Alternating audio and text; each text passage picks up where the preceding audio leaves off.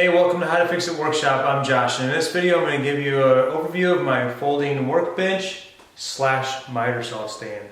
Alright, so this is a really simple build. What I needed was something that I could put in my workshop that's in my garage and also allow me to park 2 cars in my garage. I needed something that I could put my miter saw on, and also I wanted a workbench, something that was going to be sturdy and strong, something that I could fold into the wall and would be out of the way. So I made this thing pretty much out of just 2x4s and some scrap wood and a couple sheets of 4x8 OSB. And I used OSB for a couple of reasons. It's cheap, it's pretty easy to work with, and I really wasn't sure how long-term how this would hold up. I didn't know if it was going to be too heavy, the right dimensions, if I was going to like it. So I figured if I just throw something together and I had to replace it later, I was only going to be out about $20 or $30 in all materials combined. The middle is made out of 2x4s. I had to rip the 2x4s down and take about 1/4 inch off so that it would be at the right height table-wise for my miter saw to fit in, because I didn't want to have the miter saw, I didn't want to have the table to be higher or lower than the miter saw. I wanted it to be pretty well flush. So these 2x4s go all the way around the perimeter of the tabletop as well as in between for stability. It's hollow on the inside, but there's no accessibility to the inside. So taking a look down below, what I did is I attached the 2x4 to the wall, and I put 6 lag bolts through the 2x4, recessed them about 1 inch, and they're about 4-inch long lag bolts that are screwed into each stud. And then same thing with the legs. They're on hinges, just 3-inch door hinges.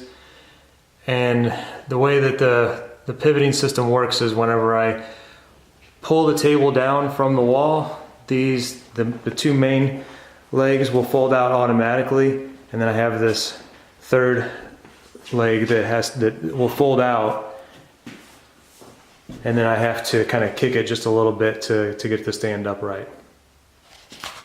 I use this little homemade lock here to be able to hold the table up against the wall, and it just swings around, it pivots.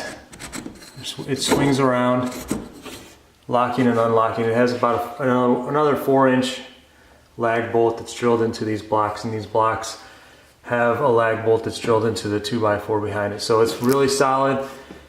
There's no concern with it falling. So on the top here you can see these old hinges. I have 4 of them, and they're more than enough to hold the weight of the table and allow it to pivot down. The OSB is kind of ugly. I might paint that or something. I don't know. Need to sand it. At least kind of get rid of some of this green. The legs are pretty much like 4x4 posts. They're 2x4s that are screwed together. Really solid. This thing does not move. It doesn't wiggle.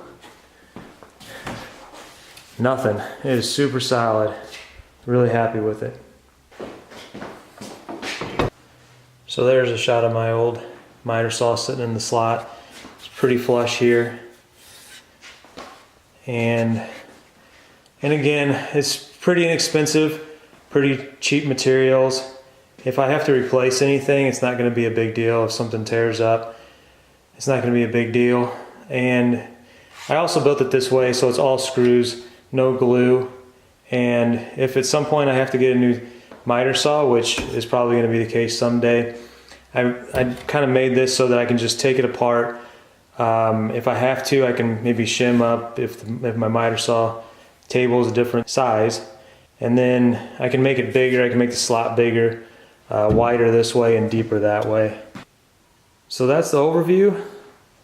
Let me know if you have any questions. If you like the video, give me a thumbs up and consider subscribing to our channel. Talk to you later.